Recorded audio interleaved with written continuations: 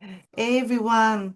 So today we are talking once again about how to build bridges instead of building barriers with your teen as a parent. But today our focus is on language. You all know what we mean by that. The language that you use with your teen. How are you communicating with them in order to, one, understand where they're coming from, two, making them understand where you are also coming from? So, this is the topic today. My colleague here, Steve Costello, and myself, Patience Modevi, we are part of the Wired for Success podcast, and we help, we support parents and teenagers into creating a better relationship between them. So let's start. And I'm going to let Steve start with some of the language that we use and maybe what we could use instead. Brilliant. Hello, everybody. Good to be here. So, quite often we use language in our day-to-day interactions with our teens, with our little children, with friends, colleagues, all kinds of things, people. So we use language that is kind of inbuilt and we don't really think about it and we just throw it around and it's part of the day and we don't often pause to think about it. But having said that, some of the language that I've heard used with teens or some of the language that I've used with my own teams, when I think about it, I know that it can create barriers. We've been talking a lot this last few weeks about barriers and bridges. Yes. And sometimes the language can create these barriers. Why? Because I said so. How do you feel when you hear that? You know, when somebody says to you, because I said so, it shuts down the discussion and it kind of enforces my authority over your understanding. So I've not given you the chance to understand. And I did that simply because I said so. So we need to think about that because it can create a lot of challenges. As I said, it can build a lot of barriers. So instead, we could say something like, just give me a minute. I just want to explain why this matters to me. And then when I've done that, I want to hear your side of the story too. You could even reverse it. Okay, give me your side of the story. In a minute, I'll explain why this matters to me. So straight away, what we're doing there is having a knock at the barrier and putting a bridge in place. So we're not going to lose the team. So patience, how do you feel if I said to you, you're not doing that? Patience, I said so. No. Sorry. You want to restart again the role play? I didn't tell you I was going to do that. I thought it would be fun. Okay, so I'm the teen. You're the parent. Go on. Sorry. You can't do that because I said so. Okay. Um, it's not helping me. If anything, I'm feeling frustrated. Yeah. It's not helping me what you're saying. You're not So understanding where I'm coming from. no, not at No. all. So Listen to me. the Listen doors to are me. beginning to close. Listen to me. You don't understand. This is what I would get a lot. You don't understand, mom. You don't understand. Yeah. Okay, explain. Yeah. There is a tendency, though, if a teen, I remember one of mine saying something on the lines of, you don't understand that in relation to something that was going on. It wasn't something massive, but to Mm, her, it mattered. yeah. And it made me feel a little bit frustrated, a little bit angry, a little bit, oh, come on, give me a chance. I've had some experience, so I wasn't 100% on her side because of the way she said that to me. So it does affect parents as well. So we've got quite a tough job. We may be working hard to try not to say things like, because I said so, but when they throw that kind of language back at us, we've got to learn how to manage it and respond in a positive way at the same time. So it's no easy task, We're not saying any of this stuff that we're going to talk about today is easy. So let's think about another one. So if I said to you, patients, what's wrong with you? How does Oh, that wow. make you Oh, wow. feel? I'm feeling the guilt. So something is wrong with me. Something is wrong with me. What's wrong with me? So I might not respond and say, oh, I might say nothing or I might not really respond, but inside I might think, oh my gosh, something's wrong with me. Yeah, because you're right. It's become a big barrier. What's wrong with you? Because it implies that there is something wrong, Yeah. something, flawed, something broken, needs fixing, whatever. So it puts a barrier up straight away.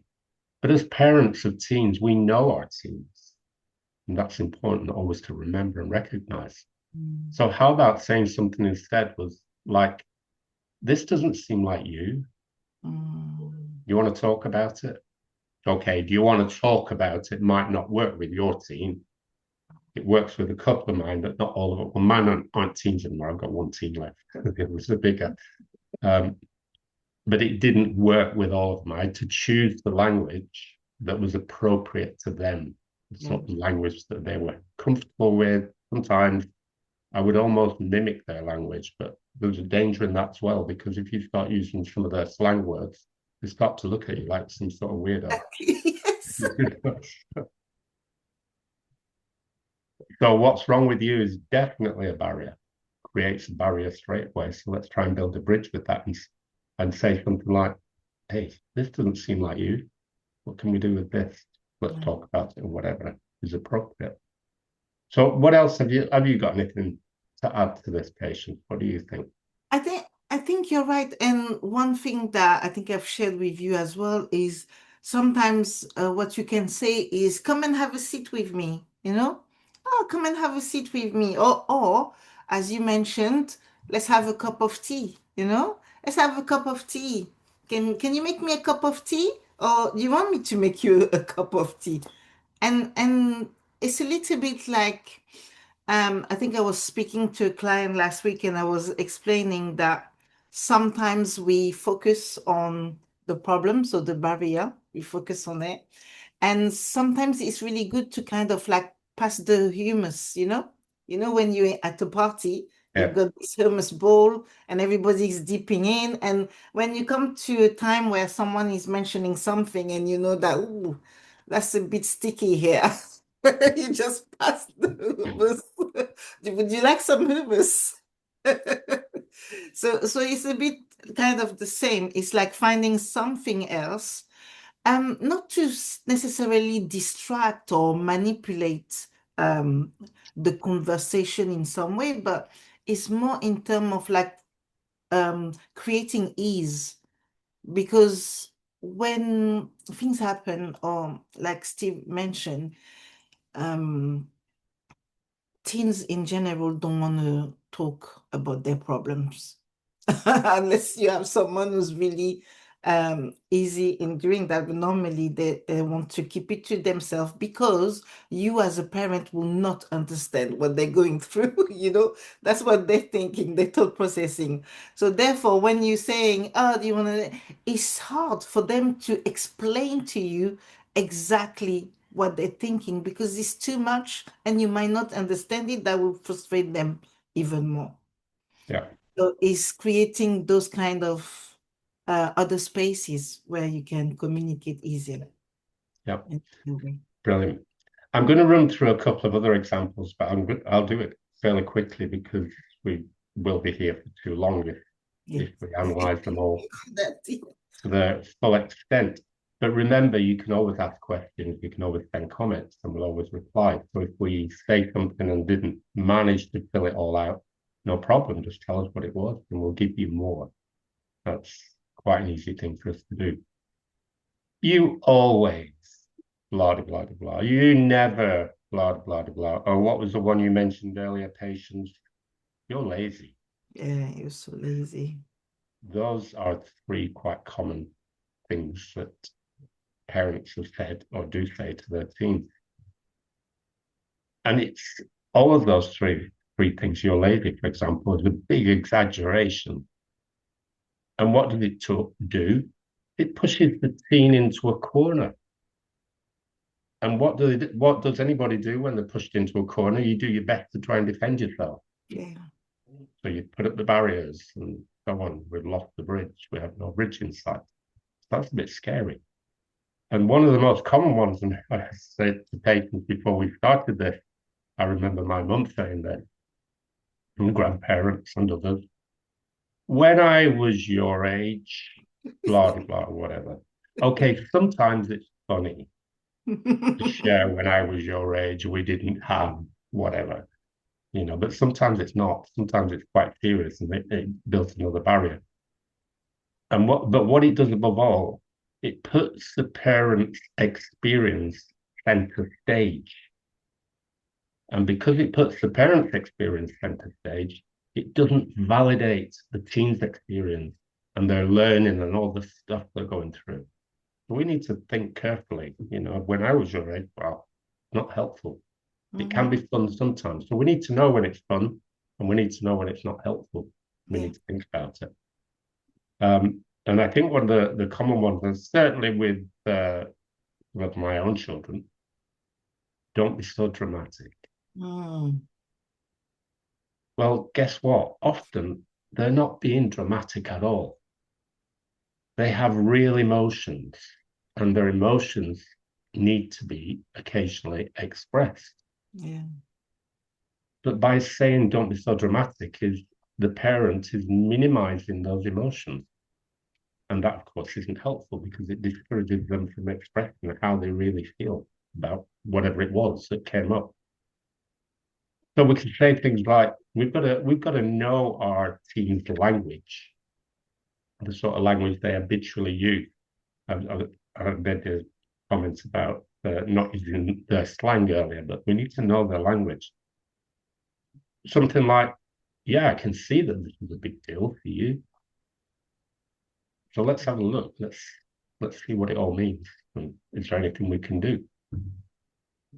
So you open the door, you're not putting them in a scary place, you're certainly not pushing them into a corner. So where shall we go from there, patient? What else do we have? Yeah. And there's also, why can't you be more like so and so? So that could be a neighbor, that could be your brother or sister, that could be your cousin, that could be, I've heard that one many times myself as a teen, but also I've seen it with other parents doing it and saying why you so and so. And so one thing that is common to all the language or all the sentences we just mentioned is that they create more than just the words that the situation that you are in at that time. Yeah, The barriers we talked about are not just barriers as in are you creating frustration and shutdown. It's about self-esteem, that creates lack of motivation, that could create a resentment as well, and that could create insecurity. So as we spoke about this way before in other episodes, you want to create a safe space for expression, for communication, but also so that the bridge actually maintains. So there's no point in creating a bridge if in the other way you are breaking the bridge, the bridge. So the idea is to maintain it and that it becomes something that is a norm. And this is where Steve or myself come into the picture. So no one is perfect. We've already said that. There's no perfect parents. But what we can do is guide you if that's something that you want to improve. That's something that you want to create more of, as in the bridges into your relationship with your teens. And we can offer coaching for parents so that parents are more able to say, okay, I'm not doing anything wrong here. I'm going in the way, I'm going with my teen where they are on their journey, but I've got support, I've got guidance, and I can do it better. So if you do need the support, please contact us, DM us, send us a message through the video or through our email. Brilliant. Thank you, Patience. I think the final thing that I would like to say is that for all parents Yeah. and for teens, that none of us have all the answers. And it is really okay to say, do you know what? I don't have the answer to that one. Mm. Let's find out together, or I'll go find out. I'll get some information. It's not a weakness, it's what I call a superpower to be able to say that. Okay, thank you, everybody. Take care. We'll see Thank you you. again really soon. Thank you. Bye.